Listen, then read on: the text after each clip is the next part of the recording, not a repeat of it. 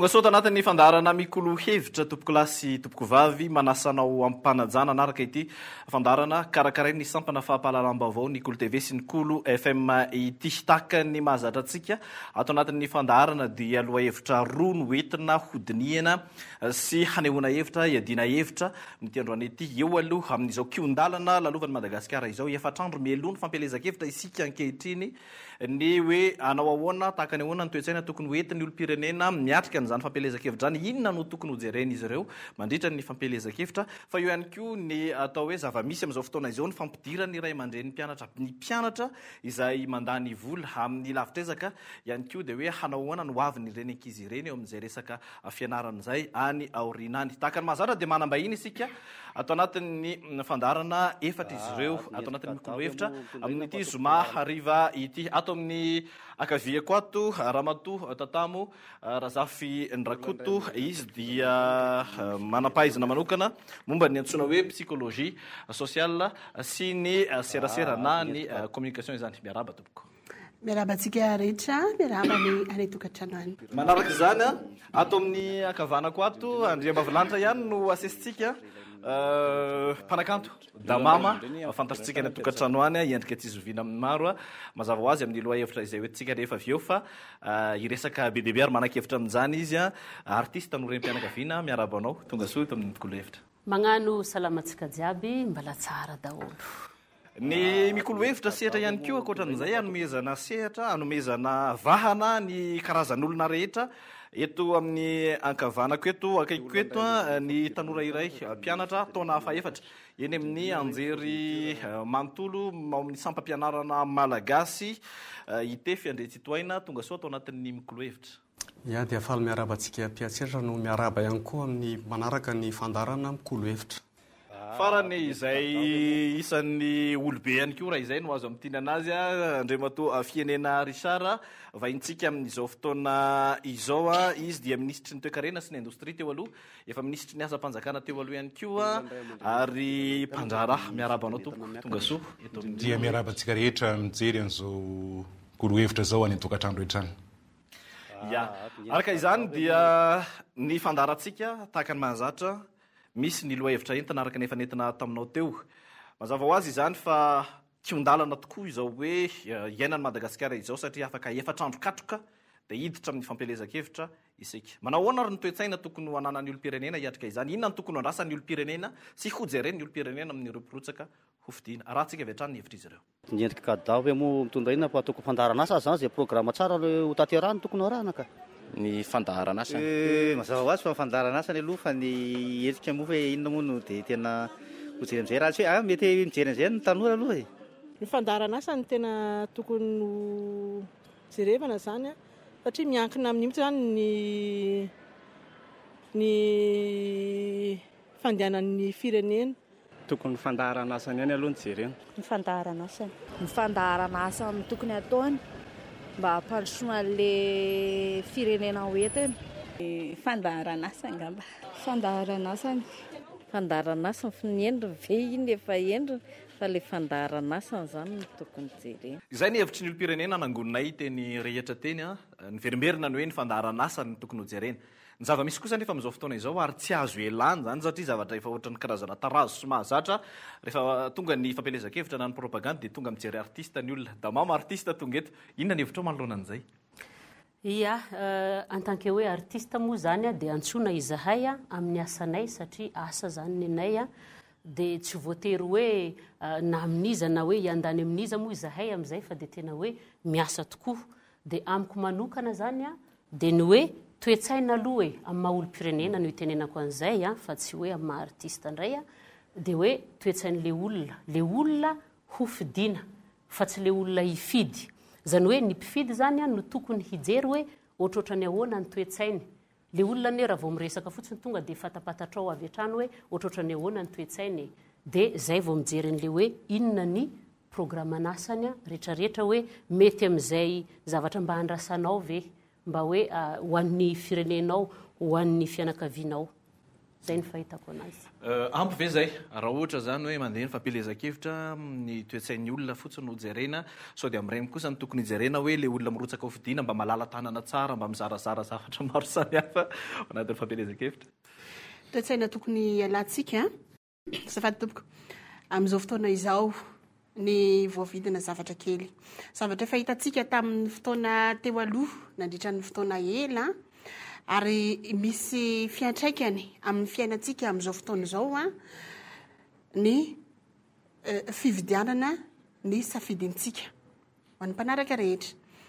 aza mirakintsony zany amin'ny fividianana safidy omen'ny olona fitafiana mora simba rehefa aveo mora rovitra omen'ny olona sakafo mora lany vola rapitso iny dia tsy fantatra zay alehany dia tsy tokony hotsony manana toetsaina voavidy safidy isika ary tokony hojerena ihany koa mandray lesona foana zany ny fiainana tsy vo izao no misy krizy kosa aloha ary tsy misy omena tsiny ny amin'ireny fa afaka mandinika tsara isika hoe iza no diso zavatra efa nitambatambatra hatram'izay ka tonga aty amin'ny ferilalina ilay izy zay sarotra tsaboana eo amin'izay tsika tsy maintsy mandray fepetra entitra hoe inona ary ny fitsaboana ho atao zay voalohany indrindra aza mety vidina ny safidy fa ty faharoa zay tena zava-dehibe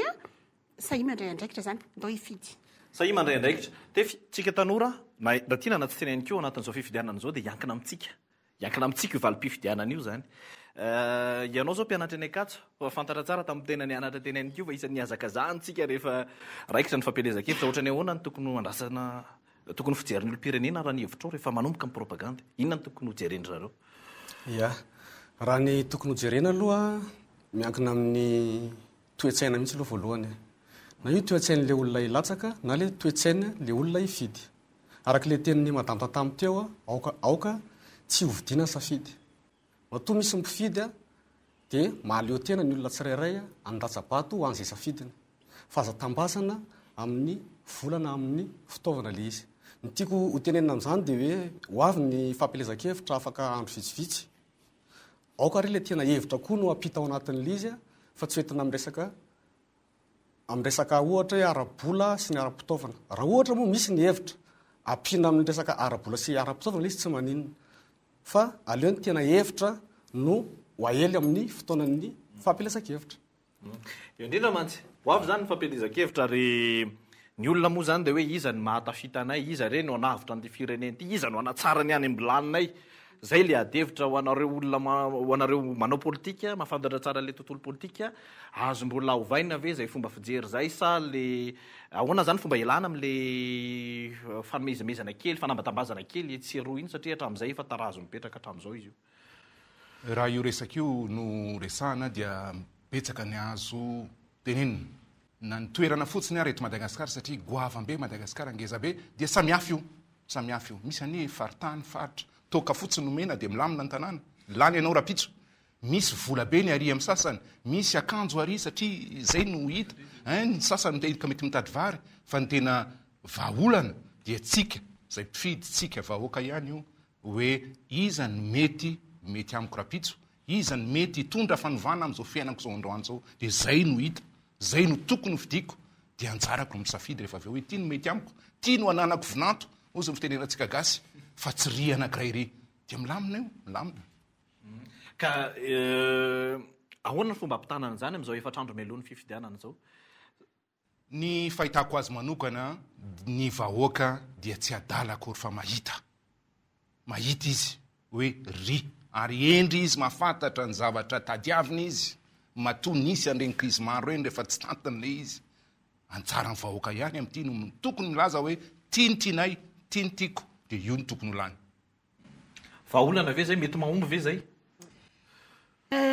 vahaolana izany saingy ny fanekeny ny olom-pirenena anao an'ilay izy no mahavaolana na tsy vahaolana azy ny antony le izao miankina amin'ny tsirairay lay efa voataiza tamina zavatra kely no manaiky fiovana mora foana zavatra kely ohatra n'izay fotsiny mampiova ilay zavatra misy hatram'izay teto amintsika fa sairanana ny tiako atongavana zany dia le fanekentsika hoe hatramin'izay no efa nividiana tamina t-shirt, tamina kaskety, tamina sakafo kely, tamina anina zahay a, zaho tsy izany intsony. Fantatray ny efa lalana lehan'ny firenena sy izahay olo-pirenena nandritra ny fotoana maro, dia mba miova indray zahay ankehitriny, tsy mitady mpividy safidy intsony zay fa alao tena ho amin'ny safidinay manokana sy madio mihitsy. Zao mantsy nyty zavatra tiako anankiray anao be resaka kely a. Hitanareo zany eo amin'ny hoe raha isika noho ny safidy a, dia mizaka ny vokatra ny safiditsika isika. Fa ny loza nividiana tamin'ny zavatra kely isika ka rehefa avy eo tsy tena safidy iny fa voavidy isika. Misy zavatra amin'izay eo amin'ny totona dia tsy te hizaka mihitsy isika. Ary zay mahatonga ny filaharam-be tsisy farantsony fidinana andalam-be tsisy farany isaky miodiny io. Tsy ny tena safidinao no zakainao vokany. Fa raha tena safidinao zakainao vokany dia mazava be ny mbola manamafina ny artista ihany hoe mitiza ny fidiana fa tsy mifidy izay tiana. Eo mihitsy mantsy raha voizina amin'ny alalan'ny hira zao zay hoe fanovana toe-tsain'izay rehefa mba eny zany nareo le mandihy ao anatin'le propagande zay a, mety azo atao ve ny mampita an'izay amin'ny resaka hira rehefa raikitra le izy? Azo atao ka satria amin'izao ane ireo kandida reo mifidy ny artista sy misafidy ny artista hoentiny a noho n'le hira avy amin'le hira. Matetika zany avy amin'le tononkira. Ohatra hoe misy tononkirako zao ohatra metimety amin'ny iray a dia alainy ahako satria iny zany no entiny hoe ampitana le zavatra tiany ho atao zany rehefa hoe tonga eo amin'le toerana tadiaviny izy. Dikan'izany zany a ny hira zany fanafody a fampitana an'izay afatra zay. Tena zay mihitsy le izy. Ny mpanao politika raha tsy misy anareo artista mety very, mety tsy mahangona olona. Mety tsy dia betsaka ny olona voangona, tsy dia betsaka mihitsy. Fa ny olona koa mba miala voly, mba te hiala voly koa izy no mihaino en même temps zany. Io indrindra le izy hiala voly dia ahoana inona indray ny fampelezan-kevitra, lasa fialam-boly indray le fampelezan-kevitra rehefa mandeha ny hira. Zay mihitsy tiako atongavana. Ny fantaniana manko sao dia hoe inona ny toe-tsain'ny olona tokony hiatrika ny fifidianana. Sao dia inona indray ny toe-tsaininareo hirotsaka ho fidiana ampiatrika ny olona ny fifidianana. Sao dia tokony hifamadika izahay efa zatra ny vidiana, aleo indray nareo mba mizatra tsy mividy. Zay angamba ny tsara kokoa. Tokony ny mpirotsaka ho fidiana amin'izay no mahatsapa-tena amin'izao hoe aleo hifidy amin'ny safidiny mihitsy ny olona fa vita ny zavatra marina ny teniny damama artista izy hoe ny zavatra tena manitikitika ny olona amin'izao fotoana izao satria efa reraka loatra dia ny fafinaretan'ny nofony izay mety fialam-boly keliny. Raha mahita ny isika amin'izao fotoana izao mitombo misotro toaka, mitombo ny mpivarotena, mitombo ny fikorontanana ny fiainatokantrano satria efa lalina loatra ilay fahasahiranana misy eo amin'ny fiainan'ny olona any ka izay zavatra kely ampotomboty vitany vetivety eo no mamaika azy. Ho antsika tanora manokana tefy raha ny fahitanao azy ho an'ny mpianatra eny amin'ny nijery-manontolo moa zany, ho an'ny mpianatra amin'ny ankapobeny mihitsy raha ny tena marina ho anatin'izay mety tafitany amintsika ve zay le hoe ohatra ny ahoana ny tokony ho fotom-pisainana atao sy ananana ao anatin'izay hoe be dia be ny zavatra mitranga ao anatin'ny fampelezan-kevitra iazahana hakana ny fotsika ao anatin'ilay izy. Tsy makaleo ve le hoe alaina ny fody adiny ny tanora rehefa avy eo amin'le sehatra ny politika amin'ny ankapobeny? Tena tsara fipetraka le fanontaniana. Ary zay ny anisan'ny tsara eo anatin'ny fampelezan-kevitra. Alao aloha jerena mihitsy koa ny fandaharana asan'le olona zay latsaka.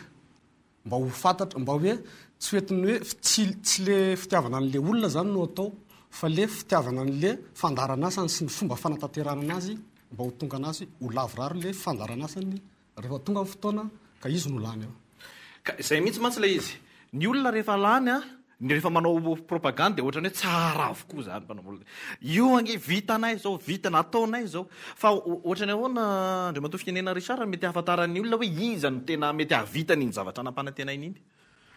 Hita io, hita ohatran'ny fiainantsika andavanandro ihany. Fantatra ny 3 izy ireo dia fantatra hoe misy maromaro amin'izy ireo nefa fantatra efa hita teo aloloha teo. Misy koa mbola olona tena hoe vaovao fa fantatra reo. Dia amin'izay fotoan'izay no mampilaza izy hoe zao ny programme anasako. Anjarantsika ny tokony mahita hoe tsy tokony iny ihany le programme anasa satria izay mbola laza teo fa tokony jerena ihany koa hoe hanatanteraka an'izay programme zay hoe izy satria nisy teto any hatramin'izay dia rehefa tonga eo izy dia adininy tanteraka antsika rehetra. Adininy dia zay no tokony jerena lavidavitra kokoa hoe iza no hanatanteraka amin'ny programme zay arosony. Iza no hitantsika fa hoe io metimety kokoa tsy vitan'izay ihany fa mbola hifiditsika rehefa avy eo ny solotenantsika. Solom-bavam-bahoaka dia miainga amin'izay rehetra izay satria io le solom-bavam-bahoaka io izay misolotena ny vatantsika any amin'ny antemira-pirenena no anaramaso ane ny zavatra tokony ataony rangalany io mba tokony isy foana zay fa tsy tokony hoe lasa io de afaka 5 taona ndray de rehefa leotsika dia iny fa mitrotra tsy tokony isy tsony zany fa ndao vaina zay fomba fisaina sy fomba fanao zay hoe programa nasanjerena izany tokony anataiteraka an'io mba tsy hamitaka atsika raha-pitso dia ahoana ny fomba hahafahantsika manaraka an'io akaiky amin'ny alalan'ny solombatantsika any amin'ny antemira-pirenena ka ohatrany aonariny tokony atao hoe fomba fanaovana propaganda ataonareo mpanao politika tsy tokony antso artiste tsony ve zany nareo sa hoe tokony oka am'izay zay lekte tamtam fa de alefa mifetsona hoe eto zay ilazany 4% firisanjato ny fandraisam-pitenena nanao ny artiste ny propaganda de firisanjato ny an'le programme ataoko mivantana ny valiteniko ataoko somary aka sarisary teny a io miaratsiny fa ohatra ataon'ny jatovo ny tanora ny tena matetika manao an'izany rehefa andeha izy ka ijerijeriny zay tiany lay zatovolahy dia hiteniteny foana izy am'izay hitany eny zay ny fiainantsika androany fa anjara n'lay tovavy no mba mijery hoe ahoana tsara moa iza moa ty olona zay manantona anany ty zay mampanantena anany ty volana rehetra ty dia fa lay mpanao propaganda tsy maintsy anao an'izay satria zay nazatra atsika teto dia aleo jerena akaiky io antsika zay mijery sy tsika zay ifidy fa matetika koa ny renyle olona mijery artiste reny tsy reny ene no ifidy tsy reny no ifidy fa olo kafa zavatra tiako atongavana hoe le rangana le raha matolo any fa tsy le ranga fotsiny fa eto amintsika zany ny olana Madagasikara tsy mba misy ny kolotsaina politika nisy teto izay nanana ny taniketsany angamba ny MFM tamin'ny fotoanandrony fa anakaiza le fanabeazana rehefa aveo tiako atongavana zany ny zokobe zay efa mpanao politika na ray aman-dreny moa zany aminay tany aloha tany de tokony mampita amin'izandry zanaka mba tsy hoe izy ihany no eo foana ny culture politique zay tsy ananantsika eto Madagasikara de ity fifankahalana voalohany zao manko natao hoe eto mpilalao politika ny misy fa tsy mpanao politika mpilalao politika de zao ny mpilalao any de zay miadiny amboara mba hampalaza ny tenany mba zahony tenany vokatsoa na zay manodidina kely azy eo vadany sy zana zany na ray aman-dreny ary mety mirehareha fotsiny hoe champion du monde ihany eo le atao hoe mpilalao fa ny mpanao kosa de izay mampiantra amin'ny tenany mianika amin'ny manodidina angonana amin'ny fiarahamonina eny fa ny fiangonana ary ny firenena amin'ny ray manontolo ny mpanao politika de avy amin'ny tenany no ifaliny fa ananany fahasoavana be dia be ampiariny aparitany amin'ny tandrazana sy miparay tandrazana aminy ka tsy hita amin'ity tandrazana ity ihany fa eny fa ivelaran'izany laza sy areniny tandrazana zany any ivelany aza ka tsy hoan'ny tenany manokana ny ahoana no mahatonga zany tsy fisian'ny culture politique no mahatonga ny hoe misy artiste nalaindrahanina ka io rahany io de contre amin'ny fitondrana misy de fa tsy raharahiana tsony ny artiste iny rehefa aveo ohatra zany tsy culture politique zany na irahan'ny ity ka mpanohitra ny fitondrana amin'ny joro ary na de marina ny teny zay lazay ny tokony azahoana fampianarana de mijanona diso foana zany satria mpanohatra ianao na tianao na tsy tianao zay le culture politique mahazo maka fampianarana amin'ny zavatra rehetra hitany maso sy reniny sofina raha resaka politika no resahana satria ny tena mpanao politika mikatsaka maso ny tandrazany ray manontolo ka sao de tokony fitaizana ary aloha ny atao mandritra ny 10 na 7 na 10 taona de ahemotra ny ela loatra ity rehefa tsy fidiny ity efa tsy fidiny fa io zany lay fitaizana tsy nisy teto de noho ny rafitra diso hatramin'izay sy ny fanabeazana diso hatramin'izay nisy fa diso fa raha izao no mbola anao fitaizana fanabeazana de averenako eto indray miaingy amintsika tsirairay avy ihany le fanabeazana miaingy am'le aza mety vidina tsony ny safidy jereo zay tena olona tena tianao za tsy niteny hoe zay tiako jereo za tsy teny hoe zay mety satria izay rehetra nanao propagande teo nylaza fandaharana asany teo rehefa aveo tsisy nanao ihany miova zavatra hafa le izy zay maresy lahatra anao atao de verenako foreal le teniko hoe rehefa safidinao le izy tsy de moranao mizaka vokatra safidinao zao ary raha ohatra zany tsika reto atao hoe manoloana candidat filoham-pirenena anankiray ohatra hoe tesy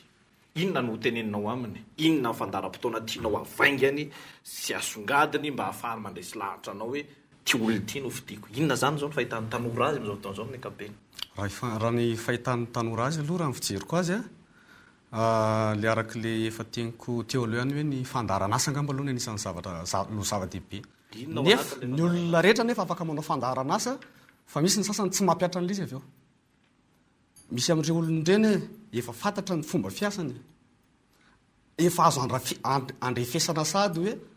efa nisy tamin'ireo olon'ireo nefa navita ihany koa teto amin'ny firenena misy ihany koa nefa ny olona vaovao azo fatarina koa hoe ahoana mariny ty olona ty raha ohatra hoe izy no hitondra ny firenena ny olana manko amin'izao araka ny teninao hoe ahoana moa zao ny tanora amin'izao maro ny tanora tsy anasa na misy ary ny tanora anasa tsy mifanentana amin'ny fiofanana sy ny lalam-piofanana izay nataony ny asa ny fanandrify aminy izany ny anisan'ny olana ny tanora amin'izao dia izay ny hoe raha ny ho an'ny tanora ary ny tanora koa manko no anisan'ny hoe ho avy ny firenena efa dradradratraina foana fa za kosa ohatra ny efa tiateny indray hoe ny tanora kosa ny tokony ankehitriny firenena le ho avy manko ho avy tsy mety tapitra le ho avy fa maninona amin'izay moa ny tanora raha miditra ao an-tsehatra anisan'ny hoe mandray anjara ihany koa ny amin'ny resaka hoe ahoana ny fomba hoentina mampandroso ny firenena mety misy amin'ireo tanora be dehibe reny mety manasosokevitra tsara azo atotolotra n'izay olona ilatsaka zany hoe ahoana afaka mba miara-miasa tsika satria ny tanjona dia hoe ampandrosoana ny firenena zany ny tena olana ny tanora zany hoe ny kandida fety zany dia ireo kandida izay efa nahasahatra amin'izay hoe manatona ny tanora any antsefatsefany any dia mandray antsoratra hoe zao ny olana any anaty fiarahamonina any zay ve zany le kandida fety mety hanana herijika olany ao anatin'le izy le arak'le teny teo hoe ny olona mpanao politika ane dia za aloha mijery hoe ny hevitra rehetra zay tsara ny tokony ho tanterahany fa aza mijery le olotsotra le aza mijery tsony le hoe ty olona ty ohatra na ty olona ty ohatra zao fa hoe ahoana ny fomba fanantanterahany an'le asa mba ahafahan'ny firenena mivoaka amin'ny anjara toerana misy azy mba tsy hijano anatin'ny krisy fa rehefa amin'le fotoana ohatran'ireny hoe eo atsehatra ny mpanao politika ao anatin'le famorina vahoaka misy anareo artista raha idamama zao ny antaniko ohatra ny ahoana ny mety ho fihetsiky ny saina na fiantsiky ny sain'ny olotsotra rehefa mijery le izy rehefa miakatra ny artista metsiketsika fa alibe rehefa mpanao politika eny eo dia mangingina ohatrohatry ny ahoana le zava-misy amin'ireny fotoana ireny ny zava-misy zany aloha matetika ny olona mijery an'le fihetsiky le olona aloha satria matetika miakatra very izy miaraka amin'le staff rehetrarehetra orakoraka ny olona mijery aloha mijery tsara dia mieno an'le fomba fiteny satria ny malagasy ene efa be da be ny zavatra mankaleo azy sy ny olona mankaleo azy ny malagasy ene tsy adaly be da be loatra zany ny expérience efa nananana zarane eto mba manontany tena hoe ahoana marina tokoa moa iza marina ny tokony ho fidiana satria zay voafidy teo rehetrarehetra rehefa tonga eo izy dia tena anazy sy ny fianakaviany sy ny manodidina azy daholo zany ny arena ny fananana ny fahefana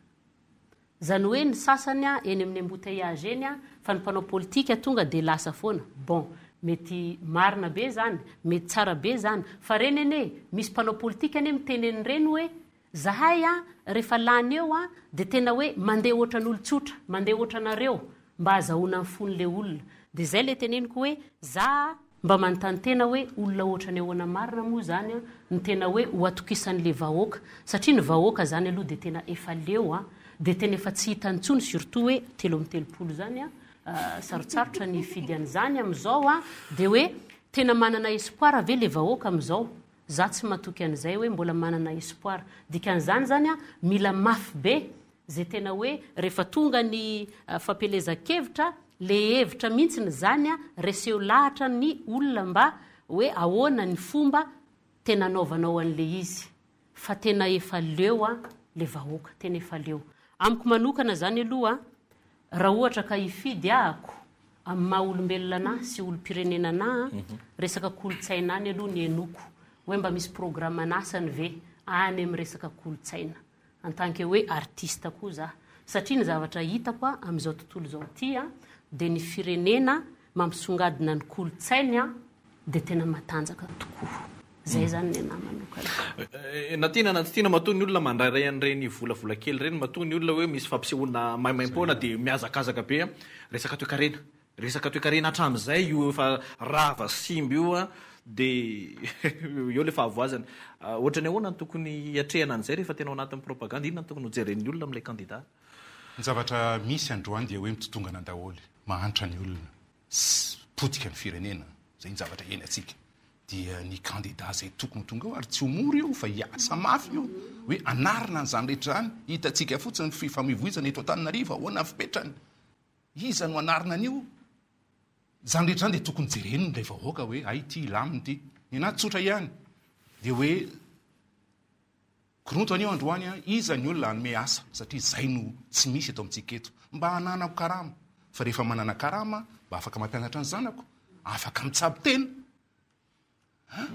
dia rehefa avy eo ao anatin'izay dia tokony isy ilay fandriam-pahalemana mba hahafahako miasa tsara mba hahafahako manatitra ny zanako ny adana eny an-tsekoly fahatelo akoatran'izay dia kosa dia hoe naizanaiza na ny Kandreo ianao na ny Betioka ianao na ny Rameny ianao dia tokony hitovy zay hoe misy sekoly any misy mpampianatra any vita amin'ny programa any fahasalamana misy fa tsy hoentina foana le olona atraiza dia maty eny an-dalana zany ny ainantsika androany any mpangalatra ny dahalo ny malaso any ambanivohitra rehetra any mangalatra omby mpangalatra dahalo malaso ambony latabatra iainantsika daholo zany rehetra zany tsisy asabe ny miandry n'le asabe dia anjarantsika vahoaka ny mijery an'izay hoe iza re mahavita an'io iza ny tokony anao an'io fa azo atao io ary vita io rehefa atao amin'izao fotoan'izao aloha ny zava-misy ihany koa dia hoe misy ny olona zany na mitambajotra tserasera na eny amin'ny fiarahamonina eny hoe raiso ny volany rehefa manome fa aza mifidy azy na aza omena safidy anareo hoe tsika mamarabanana ny hoe hevitra voalohany raha afaka mamintina n'izay hoe tokony ho toe-tsaina anana ny olo-pirenena zay ry matota tao toe-tsaina anana ny olo-pirenena hiatrika fifidianana aloha zany a dia zao voalohany indrindra lazaiko a dia ny hoe fahavononana ndraindraikitra amin'ny alalany fampiaranao ny safidinao raha ianao tsy hifidy a raha ifotsiny ny vato tsy hahalan'ny kandida zay fidinao dia ianao io dia ahoana mandana fidy zay aloha anankiray ny faharoa dia ny fahatokisanao ny tenanao fa marina izay nofidinao ary mety ny olona nofidinao ao aneritreritra ao io tsy variana amin'ny artiste andana miala voly raha izay manjary sy mijeta mama fa tsy variana ihany koa amin'ny vola sy ny fitafiana ny fahatokisan-tenanao fa ity no safidinao ka marina ny safidinao a dia mandehana monsieur le ministre motato ny teny hoe jereo zay olona tokony havita fa sarotra ihany koa amin'ilay vahoaka reraka sinona ny mbola hoe ny olo-pirenena moa zany tiako atongavana fa tsy hoe vahoaka ntsony ny mbola hijerindray hoe iza indray ty inona indray ny rahanina inona indray ny ramatoa anina inona indray misy ramatoa azy zany reo tsy tena fantatry ny olona loatra inona fiarahany tamin'ny vahoaka fa misy kosa nefa amin'ireo kandida reo tokoa zay efa niaro tamin'ny fiarahamonina tamin'ny olo-pirenena manahoana ny fahitana azy dia amin'ny fahitanao azy dia teza ho resy lahatra amin'izay safidinao ianao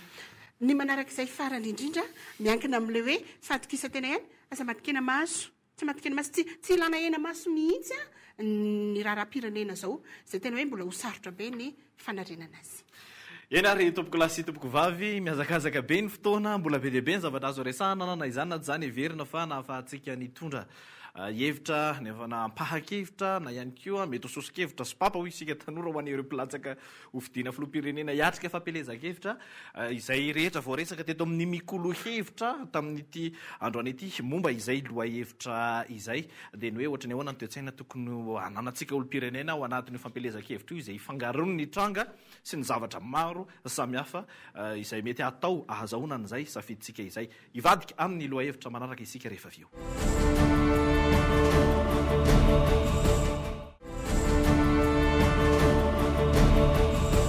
tonga soa atao anatin'ny loha-hevitra faharoa atao anatin'ny fandarana mikolo-hevitra amin'izao zoma ariva izao loha-hevitra izay tsy miala ihany koa amin'ny fiainana andavanandro ny mponina satria zava-misy ankehitriny ny fampidirana ny mpianatra izany maro samihafa moa ny fahasairanana izay eno rehefa hoe mampiditra mpianatra indrindra ho an'ireo kilonga madinika ho amin'ireo aty amin'ny ambaratonga voalohany ny ambaratonga faharoa ny eny amin'ny université saika mitovitovy ihany kosa nefa raha ho an'ny ray aman-dreny ny resaka arabola ny tena miverimberina nisy ny fakana hevitra izay natao ny mpanao gazety teny rehetra teny rahantsika avetrany olona ny ray aman-dreny amin'ny fampidirana amin'ny mpianatra dia ny vidiny entana miakatra indrindrina hoe fourniture sy ny zavatra ilain'ny mpianatra rehefa miditra. Ny olona ray aman-dreny amin'ny fampidirana mpianatra dia resaka arabola eo amin'ny vidin'ny fourniture scolaire sy ny réinscription sy ny inscription. Eo amin'ny resaka vola angamba.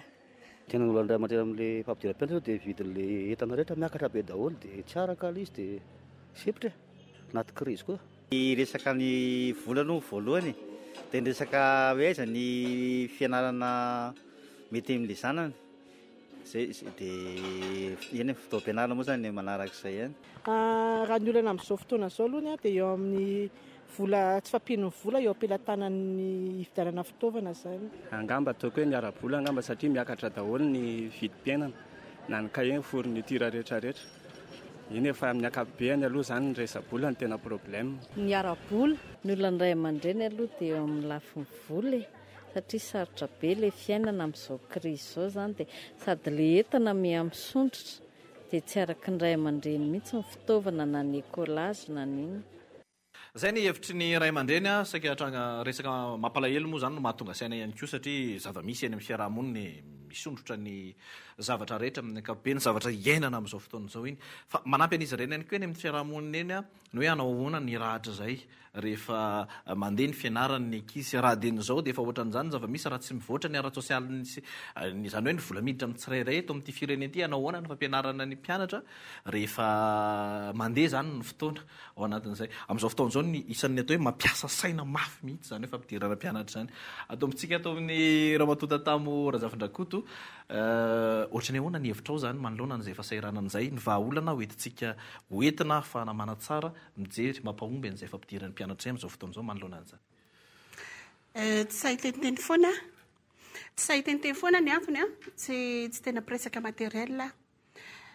ny volana ny fitaovana fa misy zavatra anankiray izay mba tiako fanabeazana ampitaina amin'ny tompon'andraikitra tsy vao izao fa hatramin'izay ny amin'ny ohatrany hoe MEN ministère de l'éducation nationale tsy tokony éducation angamba ny intsony mety ho rafitra efa tamin'ny andro taloha izany anarana izany fa nefa adika hoe ministère fanabeaza amin'ny pirenena fa sao dia ministère fampianaran'ny pirenena tokony ho lazaina ny fanabeazana dia averiko foana miainga ao an-tokantrano amin'ny tsirairay dia ny fampianarana no any an-tsekoly ao anatin'ny rindrina efatra cérébral sy ny moral tsy mitovy ireo cérébral ny any an-tsekoly moral ny miainga ao an-tokantrano mifona dikako teny vazaha mba hazava kokoa aminareo zay le rafitra anankiray ka io zany no mila fijerevana akaiky rehefa tena eritreritra fa ilain'ny zanaka malagasy ny mahay ny tompony andraikitra dia tokony ahita vahaolana ny amin'ny fomba tsotra sy mora ahafahana mampiditra tsekoly marina misy ny hirany Melkis Jerry Marcos maprisika ny olona hiditra tsekoly misy fitaova mpianarana zay zaraina fa tadidio fa amin'ny fotoana izay mahasahirana le ray aman-dreny raha mbola tsy tafiditra ampianarana zany amidiny dia vidana sakafo ina ny vahaolana zay ngambany resaka toekarena avy hatrany ny mifandraikana tiana na tsy tiana na lavitra na akaiky amin'izay hoe fianarana amin'ny ankapobeny lavitra ezaka izay ihany koa raha ny valim-panontaniana tao dia hita fa hoe iaraha malala ary iaraha miaina io zavatra io samy manana ankizy daholo tsika rehetra izao dia sahirana rehefa hoe tonga ny farany volana aogostra sy septambra mba hoe ahoana ny ampidirako an-tsekoly an'ity zanako ity dia marina tokoa mipetraka ihany koa rehefa avy eo hoe rehefa ho tafita ara dia ahoana hoe hoaiza mo firy mo manana baka firy mo manana licence firy mo manana maîtrise firy mo manana DEA doctorat même nefa zany ohatrany mirenireny dia lasa chauffeur taxi ny sasany mba afaka nanao an'izay ary izy dia reny tokony anjara n'ilay fanjakana daholo mijery an'ireny io anina misy lavaka eo amin'ny arabe dia anjara amin'ny fanjakana tokony manarina an'izany mba tsy havaky ny pneu ako hoe dia anjarany mijery ny ara-sosialy ny vahoaka amin'ny alalan'io fampianarana ny ankizy io satria io ihany no avy amin'ny firenena fampianarana sy ny fitsaboana dia tokony mietreritra zay candidat te ho tonga eo mametraka lamina tsara sy programa tsara amin'izay resaka fampianarana zay mba hisy ny sekoly satria betsaka ny tanàna tsisy sekoly zareo ny fokotany any ambanivohitra rehetra any raha misy trano tsisy mpampianatra dia lasa nyray aman-dreny mpianatra no manarama olona mba hampianatra ny zanany reny mpampianatra frama reny zay tsy mahazo karama avy aty amin'ny fanjakana akory ary androany menimenina ilay mpampianatra frama ahoany reny tokony vahana daholo reny olana reny mba hafahatsika mba rehefa tafiditra ao aloha zany zanaka zay antsika mba hianatra aloha mba ho tafita fa talohany raha nyray aman-dreniko tany ambanivohitra be tany foko tany kely any amin'izany tanàna atao hoe manjy zany nefa nianatra nampianarinay aman-dreny dia tafita nampianatra anay fa ny rahalahako zay mipetraka any ny kouzanko na neveoko zanadralahako mba hananetretra be hoe ho tafita tokony hitovy daholo malagasy rehetra ny zaza malagasy rehetra andidy fanjakan'izay nareo artista mahafantatra ary mahita rehefa mitety faritra be deaibe any hoe zao ny zava-misy be deaibe ny olona izay hita hoe tsy mahay mamaky teny tsy mahay manoratra ny taremarika ihany koa moa milazan'izany raha ho any da mama manokana ahoana ny fomba tsara indrindra zany hiatrehana n'izay hoe fijerena fanavaozana na fanamboarana mba hananana rafitra fampianarana ahafahazana bahoaka mihoatra mitovy amin'ny zava-misy ankehitriny zay ia efa voalazany namana teo daholo moa le izy a hoe any amin'ny fanjakana mihitsy zany a no bazin'le izy hoe tokony miova zany ny fomba ataoko hoe ampianarana nga sy ny fomba hitondrana n'le fampianarana ankizy mihitsiny dia amin'ny mahavehivavy anah moa zany a dia ohatra ny te hiangatra kely a hoe ny tovavy ny vehivavy a be da be mihitsy ny zavatra tokony ampidirina ao amin'ny fampianarana na hoe tsy haiko éducation le tovavy zany ohatra fotsiny ho an'ireny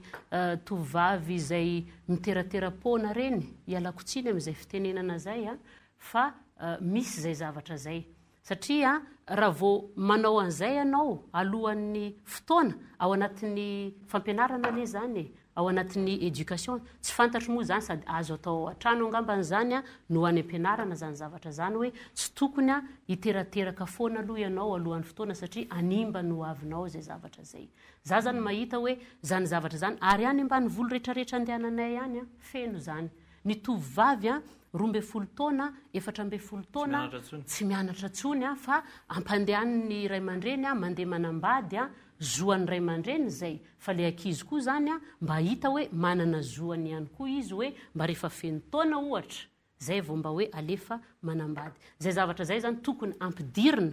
fietretako manokana zay zavatra zay satria iny zaza iny a 12 taona mbola zaza ane zany dia fa hiteraka sahady izy 14 taona miteraka sahady inona ny fampianarana na hoe hoavin'ny zanak'iny a tovavy iny mety ho vita ve zay raha hoe pelatananareo mpanao politika ny fitondrana zatra ohatran'ny lasa miankina amin'ny rehetra io fa marina tokoa ny teneny damama teo hoe ny taremarika androany any vao vetivety na azahoantsika an'izay taremarika zay 700 eo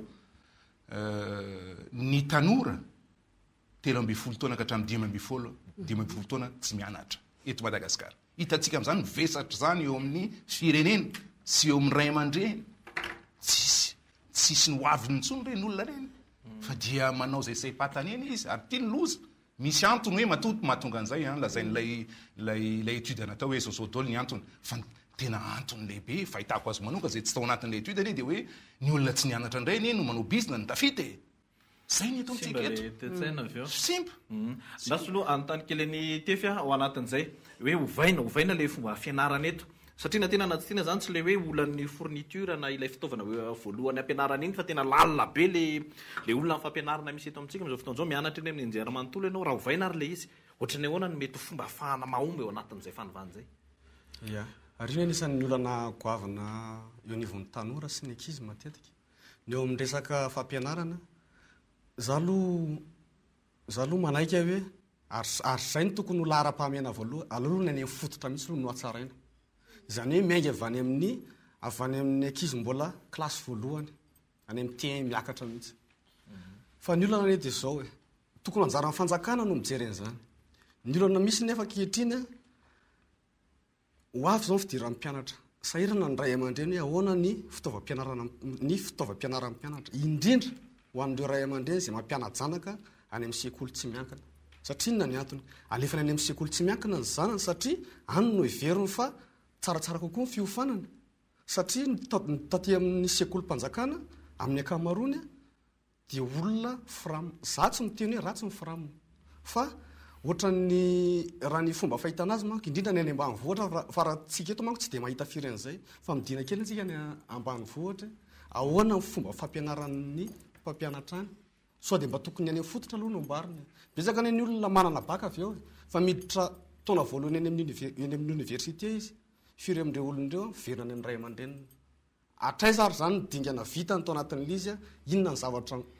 goany tao anatin'ny resaka fianarana verina amin'le teny amin'izay hoe lasa manao bizina le olona eny amin'ny bizina no azo antoka hoe tia misy vola malaky manao dia mihinana tsy manao dia zay dia zany hoe dio amin'le raha-mpampianarana ihany koa samy hafa mihitsy ny any ambanivohitra sy ny eto andrenivohitra fa maninona raha atao mitovy daholo no sara mabemboaka malagasy tiamaly misy olana hafa koa ane raha miresaka an'io resaka fampianarana io tsika marina mambolazany zandry teo hoe aleo ndray aman-dreny makany amin'ny sekoly tsy miankina fa tokony hojerena ihany koa hoe sekoly tsy miankina inona moa satria ny mitsiry ohatra ny anana reny sekoly tsy miankina reny satria lasa bizina manokana io ho an'ilay tompon'ilay sekoly tsy miankina satria fantatry ny ray aman-dreny tsara fa ny ary am-panjakana tsy dia mety loatra dia aleoko manangana sekoly zay tsy fantatra ao akory hoe misy bary ao akaikin'ilay sekoly ihany zavatra tsy azo ataony zany araka ny lalàna faharoa ny olana faharoa rehefa tafita ilay zanatsika hoe hoaiza moa izy manao fanadinam-panjakana izy fantatsika rehetra ny zavatra misy any kolikoly zay vao afaka ianao dia ahoana zany olana tokony vahana daholo zany tokony vahana zay mpitondra tonga eo tsy manana fotoana lavabe tsika mahana an'izay olana zay ahoana ny hevitra dia zao za tsy manana hevitra dia tsy manana vahaolany fa tia misy zavatra anankiray tiako anazavana ny saintsika ary mbola veroko ihany hafa ny éducation hafa ny instruction hafa ny fanabeazana hafa ny fampianarana ny fotony dia ny fanabeazana miainga amin'ilay voateraka iny ao an-trano ohatra fotsiny zao zavatra anankiray somary manahirana azy zay olona kely zay olona somary tafakatra amin'ny toerana na mieritreritra ho tafakatra eto Madagasikara mampanao papasement zanaka dadasineny tsika malagasy meolanjana itsika za tena mitenanary fa nerasera aminava iny maro be zay tsy fantako tany saina ary tena akaiky be amin'izany ary niaina ela be tamin'izany fa dadasineny ihany ny dadasineny afaka miteny anglisy tsara afaka miteny français tsara nefa ny zanako fa dadasineny ihany ny dadasineny aloha zay aloha anankiray fa roa manarakaraka an'izay mety ho diso fijery sika raha mieritreritra fa ny manam-pahaizana no tena endry ndao mifona fa ho ataoko teny frantsay ty zavatra ty satria ny malagasy zany dia mbola miantehatra be amin'ny teny frantsay ny intelligence morale dia miainga amin'ny fanabeazana lay ao atokantrano iny isika rehefa mampinambary zaza atsika mampianatra zaza amin'ny teny tsy manao baba pepe vinambary vipetraka resao tsara le zaza fanabeazana zany mamenatra amintsika malagasy ny miverina amin'izao fotoana zao hoe rehefa mandalo olona dia miondrika na mandray tanan'olona dia tanana roa tena tsy tokony mamenatra zany anankiray tsy ny miditra tsekoly foana no tena atao hoe fahendrena tena ilaina miditra tsekoly ny tena zao dia isan'ny anatra ary mbola manohy mianatra foana hatramin'izao fa kosany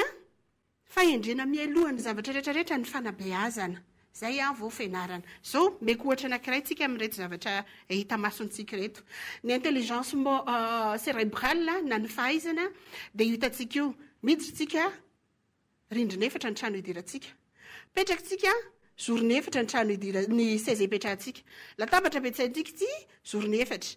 ny ny ampiasaintsika ty zorony efatra fa rehefa mbola misy zavatra tiana ho asongatona atao anatiny dia encadrena ozy izy ny formule encadrena rehefa ny ampianarina zorony efatra zany hoe ny olona rehefa tena mieritreritra ny tena ny manam-pahaizana zay olona tena voa sakana tao anatina zavatra anakefitra noho izany tsy nivelatra fa ny alohan'ny idirany tamin'ireo zavatra anakefitra zay anampy azy amin'ny fandrosoana dia nisy le fivelarana tao amin'ny ray aman-dreny iny mba ediko varotra mihitsy amin'ny ray aman-dreny amin'ny mpanabe amin'ny tompona andraikitra isa-tsokajiny ny ray aman-dreny ny mpanabe ny anam-piangonana dia ampiaro aloha le fanabeazana dia rehefa miaraka le intelligence morale sy intelligence cérébrale io no miteraka ny intelligence émotionnelle zay ananatsika ny maha izy antsika amin'le toetsaina zay tsy voahozongozona intsony resaka toetsaina zay tsika eny amin'ny université ny rehefa migrevy dia misy miteny foana hoe zao ve mba mpianatra akatso manimba zavatra mitoratoraka isan'le lavaka ao anatin'le fanabeazana koa sy le fampianarana ve zay ohatrany ahoana no tokony ho tsara anarenana an'izay tefy araka ny teniny madame tatamy teo hoe fanabeazana miainga ao anatin'ny rindrina efatra izany hoe tokony aingatra any amin'ny tokantrano tsirairay zany dia makeo anivon'ny fiarahamonina makeo anivon'ny fianakaviana zay vao miparitaka zany hoe mety misy any zany ny fanabeazana tsy tanteraka atao anatin'ireny fa za aloha mino fa efa mety hevitra hafa nirendreny fiseho an'ireny fa tsy le amin'ny resaka le fanabeazana sy anatsony na sao dia tsy nipianatra université zay koa tokony mampiaraka satria mety misy ny olona amin'ireny zarany ary sendra misy ohatra hoe grevy fa mety misy olona ny amin'ireny tsy mpianatra ny université miditra ao anatin'le izy satria mety tanjona hafa ny azonao ataony fa tsy hoe ao anatin'le fitakininy ataon'ny mpianatra ny université ka ny mpianatra ny université mantsy rehefa kitihana dia tonga dia manao ohatran' ireny ny zava-misy ihany koa be deaibe rehefa tafaresaka monina tena amin'ireny namana maro samihafa ireny dia hoe izahay zao mianatra izay nefa ialeto tsy ho asy ho avy ny ataonay zavatra ohatran'izany dia lasa tafiditra ao anatin'le olana lalina ny fampianarana koa le izy hoe lasa mora sitomina amina zavatra hafa ny mpianatra na dia verina ho manam-pahaizana sy nanaovo fahalalana eny amin'ny université azy afaka miverina amin'ilay teniko teo aloha safady amin'ilay teneniko hoe ny olona tany aloha tsy mba namela afatra ho anne aty aoriana sao dia mieritreritra ny ankizy hoe tamin'ny 72 ny mpianatra université nahavitana ny tolona sy ny sisa ka mieritreritra koa ny aty aoriana hoe rehefa tafakatra eny amin'ny université dia havitany izay samihafa ny kolotsaina ny kolo zany e fa tsy kolotsaina fotsiny tezana ny teo aloha satria mety misy kolotsaina karazany maro kolotsain'ny maartiste kolotsain'ny fanabeazana kolotsain'ny fandripahalemana ny kolotsain'ny politika araka ny voanyteneniko teo ka mety le tany aloha tany mety mihevitra fotsiny ny akamaroniny aty aoriana hoe ratsy ny mpianatra université ary zay moa fomba fiteny mahazatra zany fa eny rehefa zay manao fampianarana eny rehetrarehetra eny moa fa tsy any amin'ny université koa dia fa eny zany hoe raha reo mpianatra akatsy reo midina eo vita io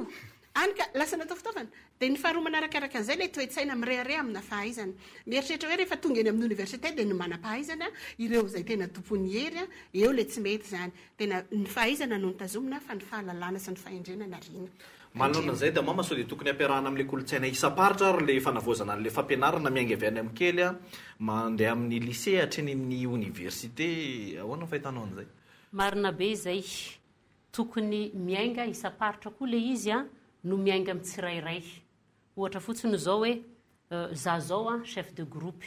zany hoe tokony ho lesona foana zany ianao rehefa mba hitahita any amin'izay misy ianao rehetrarehetra zay ngamba ny azoko amehezana an'le izy fa tsy hoe ianao no anome lesona ratsy ohatra fotsiny raisiko amin'ny ao anatin'ny groupe zay hoetiko dia rehefa mandeha zay mitourné misy le olona mitondra sakafo reny le serveuse mitondra sakafo ka makany amin'le musicien ko na any amin'ny danseuse ko le sakafo dia miteny tonga dia mihinana zany ny sasany dia ozy hoe aloha ny zokizoky na ny chef de groupe aloha omena sakafo tsy miady hanina akory za amin'izany fa le fahalalam-pomba zany tokony apetraka ao anatin'ny fanabeazana daholo zay zavatra rehetrarehetra zay tenenina ny mpandihy hoe reto le fanalana zaza na ny avortement zavatra ohatran'izany tsy mety amin'ity asantsika ity tsy tokony anao bevoka mandeha manao fitandremana ohatran'izany satria raha manao an'izany nareo tsika amin'ny tourné torana ao anatin'ny fanabeazana daholo zany lasa ndraikitra koa dia tsy mila menatra zay foana moko le olana matetika ao anatin'ny fiarahamonina le henatra tsy tokony ho isy henatra zany satria efa tsy haiko nataonjato fafiritsika zao zany henatra zany ao anatin'ny fanabeazana tsy tokony ho isy tsony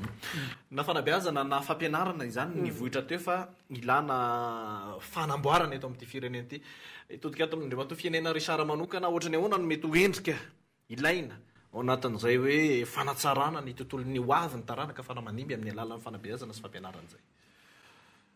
mbola veriko ihany le hoe totongana ny zavadrehetra tsisy tsony lay hoe ozy ny fiteny vazaha hoe tsisy repère tsony zao na hatrany am-piangona nara tsisy dia tokony averiny zany rehetra zany tokony mpitondra rehetra tokony manome an'izay exemple zay ohatra teneny damama zay mba ampitan'izay zavatra zay any amin'ny olona rehetra zay tezainy ka na mpitondra firenena koa zany dia tokony mampiseho toetra mendrika sy fihetsika atao mendrika amin'ny vahoaka zay hoentiny fa raha izy ery ambony ery no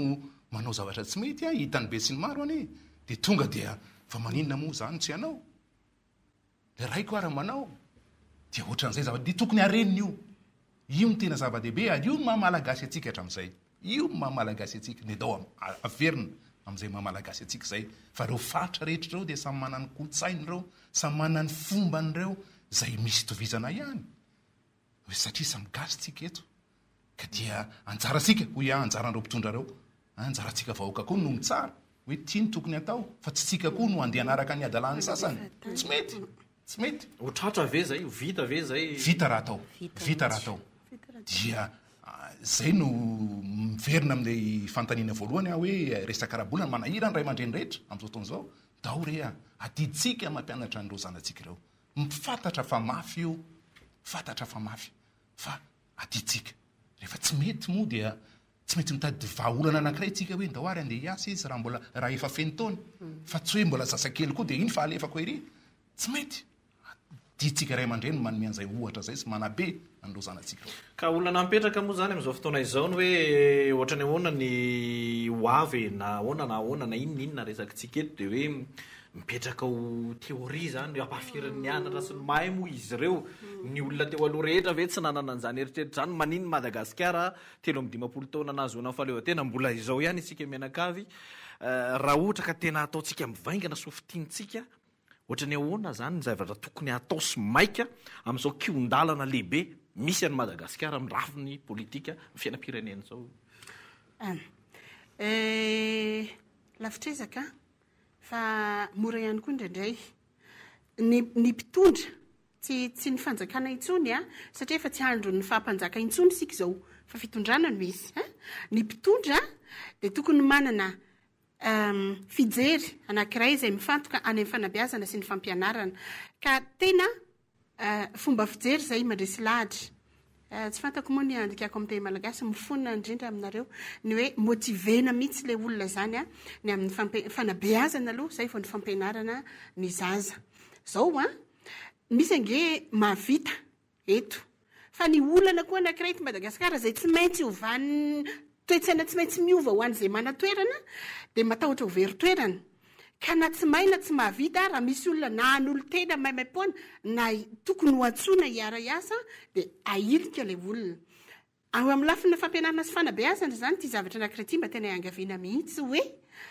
aza manilika olona fa raha hita fa olona anao ka anampy dia ampiasao le olona fa zavatra anankiray tena fahavoazana toetsaina ary tsy mampandroso mihitsy ny faniliana ny hafa sy ny fatahoranao ho very ny toeranao mpianatra raha fitentsika ny vahaolana hoentina amin'izay ho atsika ilay mianatra dia tsy mahita azy avy eo sisa inona ny azo ambara sy ny vahaolana raha mifahitako anazy aloha tokony efa anomana sady ny fanjakana sy ho avy eo ny asasazan'le ankizy zay nianatra fa ny io somary iverenako foana hoe aleo ny any amin'ny fotony mihitsy koa nyjerena ny any ambanivohitra sy ny rehetra hoe atsarana ny fanabeazana atsaraina ny fampianarana tamama ny anahy tonga dia tsotra be ndao hifidy tonga dia hifidyntsika mba hananantsika rafitra mipetraka mba hanaovana an'izay programa rehetrarehetra zay dia rehefa avy mifidyntsika toizako ny entamama teo dia hoe zay lany eo dia hozy miaratsiny amin'ilay teny vazana ndre mandeha hoe l'exemple vient toujours d'en haut avy any ambony foana io ohatra io dia zay olona tonga eo tokony hanome an'izay ohatra tsara zay ho an'ny vahoaka zay hoentiny farany azafady indrindra fa raha lany ny olona raha olona tsy nifidintsika ny olany eo kanefa ny manana ny traikefa sy ny fahaiza-manao zay tokony ahafahantsika mandray anjara biriky moa tsy ho anay eto ambony ihany zany teneko zany moa isika ve anaiky ny andray an-tanana sa mbola hitazana indray hoe dao jerena raha mahavita fiziny lany aloha zao iny zany toetsaina tokony ho resaina raha misy zavatra azotsika andraisana tanana avy tana ho antsy firenena ity dia andao efa manao zany zay amin'izao fotoana zao eny ary tompoko lasy tompoko vavy ankasitrahana ianareo rehetra nanaiky ny vahiny teto amin'ny mikolo hevitra tamin'ity zoma riva ity tena ao anatin'ny zava-misy mihitsy ny adihevitrintsika satria efatrandro dia iroso amin'ny fampelezan-kevitra ary na ny fampianarana na ny fampelezan-kevitra zany dia tafiditra ao anatiny ny atao hoe zavatra andraisan'ny olona amin'izao fotoana zao hitadiavana vahaolana avokoa kasitrana ianareo nanaiky ny vahiny teto mankasitraka atsika rehetra ihany koa any antokatrano any nanaraka hatramin'ny farany anyity fandarana manokana mikolo hevitra ity dia manana fotoana ho atsika indray amin'ny heriny toy izao saotra tompoko